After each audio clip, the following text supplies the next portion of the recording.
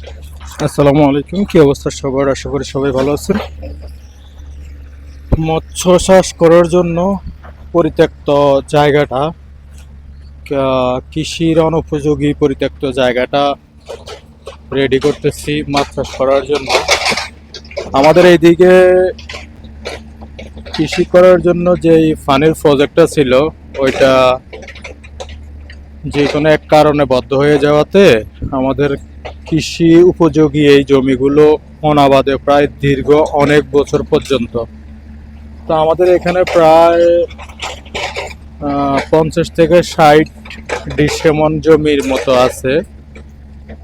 এগুলোর মধ্যে কিভাবে কৃষি প্রকল্প প্রচেষ্টা চালানো যায় বা মৎস্য চাষ করা যায়, তার পাশাপাশি অন্য কোনো কৃষি করা যায়, সেই প্রচেষ্টা চালানোর জন্য আজকে একটা বেকু এনে পাশের আড়া যেগুলো বাঁধতে দেবো, তারপরে সুন্দর করে মাছ চাষ করার উপযোগী করে নেব ইনশাল্লাহ।